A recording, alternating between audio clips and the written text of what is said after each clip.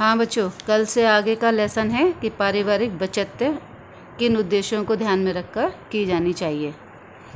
पारिवारिक बचत के क्या उद्देश्य हैं। पहला पॉइंट है कि पारिवारिक बचत से बहुत सी अनिवार्य एवं आकस्मिक आवश्यकताओं की पूर्ति करना सरल हो जाता है। परिवार अनावश्यक खर्च से भी बच जाता है और बचत के माध्यम से जमा की गई धन राशि परिवार को भविष्य में आर्थिक संरक्षण प्रदान करती है। असहाय अवस्था में मनुष्य की असहाय अवस्था जैसे बुढ़ापा, कोई रोग होना आदि में मनुष्य के बचत के धन की विशेष रूप से आवश्यकता होती है। इस अवस्था में व्यक्ति अपनी कार्य क्षमता यानी कार्य करने की ताकत को खो बैठता है। इसीलिए इस समय व्यक्ति की बचत की गई धनराशि ही उसका एकमात्र सहारा होती है। दूसरा है आय कमाने वाले व्यक्ति की मृत्यु हो जाने पर जीवन अनिश्चित है और यदि कमाने वाले व्यक्ति की अचानक मृत्यु हो जाए उस समय बचत विनियोग ही परिवार को आर्थिक संकट से मुक्ति दिला सकता है। तीसरा पॉइंट आकस्मिक दुर्घटना होने पर। आकस्मिक यानी अचानक दुर्घटना की स्थिति में दुर्घटनाग्रस्त व्यक्ति और उसका परिवार संकटकालीन दौर से गुजरने पर मजबूर हो जाते हैं। दुर्घटनाग्रस्त व्यक्ति कभी कभी आंशिक अथवा पूर्ण रूप से अपंग एवं असहाय हो जाता है।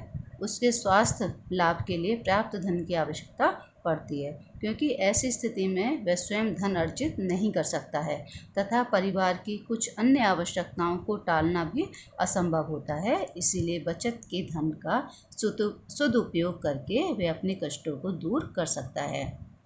चौथा पॉइंट है नौकरी छूटने पर आय का रुक जाना।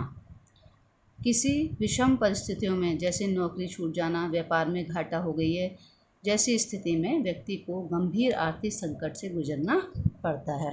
परिवार में आने वाली आय का स्रोत बंद हो जाती है और घर की अर्थव्यवस्था अव्यवस्थित हो जाती है।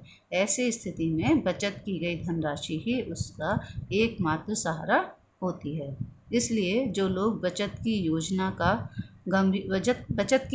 को गंभीरता से नहीं लेते, उन्हें विषम परिस्थितियों में आर्थिक संकट से उभरना मुश्किल हो जाता है और उन्हें ऋण यानी ब्याज लेने के अतिरिक्त कोई मार्ग नहीं समझता है। तो ये थे हमारे पारिवारिक बचत के उद्देश्य कि किन बातों को ध्यान में रखकर हमें अपने परिवार में बचत करनी चाहिए। ठीक है। असहाय अवस्था में, धन कमाने वाले व्यक्ति की मृत्यु हो जाने पर, आकस्मिक दुर्घटना हो जाने पर या व्यक्ति की नौकरी छूट जाने पर हमारे भविष्य में परिवार के द्वारा की गई बचत ही काम आती है। तो बच्चों, अभी जो हमने पढ़ी थी बचत, उसको हम किन किन साधनों से सुरक्षित रख सकते हैं। तो ज़्यादातर बच्चों के स्टेट बैंक में, पंजाब बैंक में खाते खुले हुए हैं और आपको पता भी है कि बैंक में किस तरह से खाता खुलता है। तो बिल्कुल वही सेम प्रक्रिया है डाक खाने में बचत का खाता कैसे खुलता है।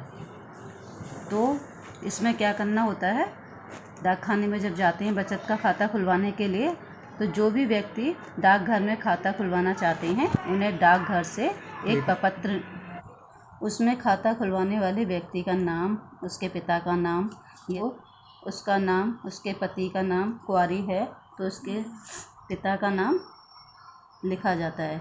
इस खाते के द्वारा 100 रुपये से लेकर 1 लाख रुपये तक के इसमें जमा पैसे किए जा सकते हैं।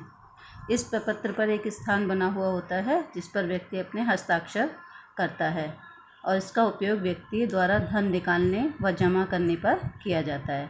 जो व्यक्ति हस्ताक्षर नहीं कर पाते हैं वह अंगूठे का निशान लगाते हैं और उस पर अपनी एक फ़ोटो भी देते हैं और किसी पहचान वाले व्यक्ति से जिसका डाकघर में खाता खुला हुआ है उसको गवाह के रूप में बताते हैं और फिर इस फॉर्म को भरकर डाकघर से संबंधित जो कर्मचारी हैं जिन्होंने हमें प्रपत्र दिया है भरने के लिए, उसे हम जमा कर देते हैं।